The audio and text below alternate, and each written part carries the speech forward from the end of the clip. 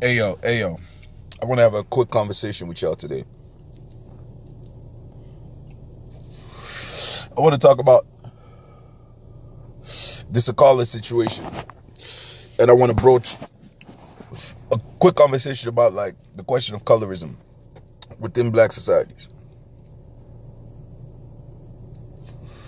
So, on my podcast recently, on an episode called "You Ain't Gotta Lie to Kick It," I discussed the way in which biracial people, because of their ability to pass, are often questioned from both sides on how they should operate. Meaning, a lot of people wonder where their allegiance lay. Actually, pause.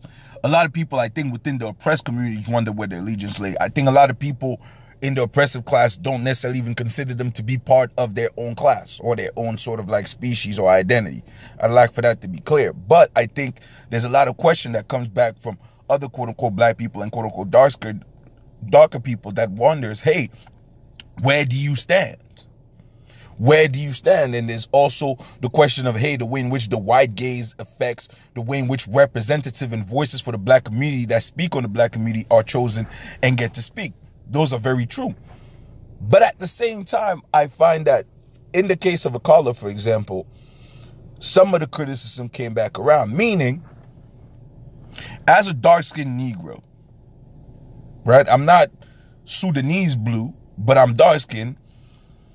I'm eyeing a lot of the people that are critiquing the quote-unquote light-skinned people, because to me, they're already kind of lighter, right? So, like, how does that scale operate? Number one. Number two, on the issue of sort of race identity, where does the idea of class fit in? What I mean by that is, can middle-class black people who discovered their blackness in college become better critiques of blackness than light-skinned, poor black people that grew up in the conditions and the environments? Meaning, beyond just being an identifier, what of the lived experience of blackness and what is it defined by? Is there no single sort of narrative around the lived experience of blackness?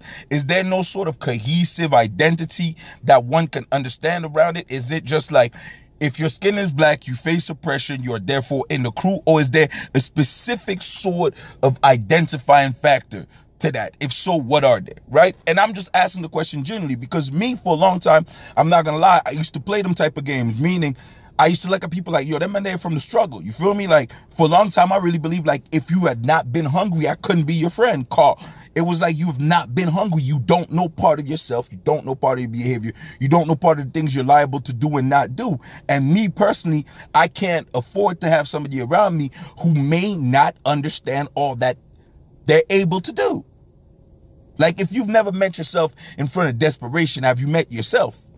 If you've never met yourself with your back against the wall under real pressure, have you met yourself? How would you react? And to me, it was like that's a certain degree of self-awareness that I feel like if you don't have, for a long time, I couldn't associate with you. But then I had to realize that was trauma talking. So are we saying that in order to fully be black, you need to be traumatized? And if that's what we're saying, don't we need to sit down with the implications? Isn't that inherently anti-black?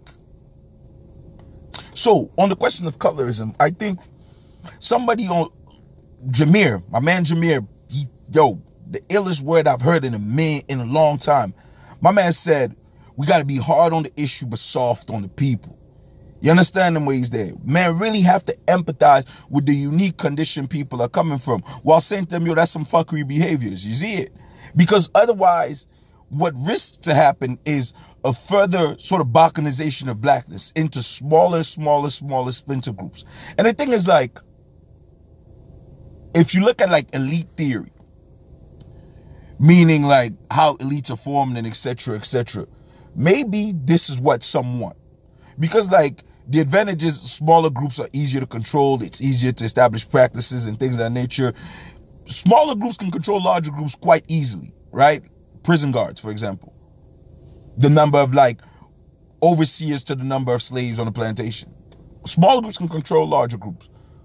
But like my man Zweli told me a long time ago, what are you running away for the plantation for?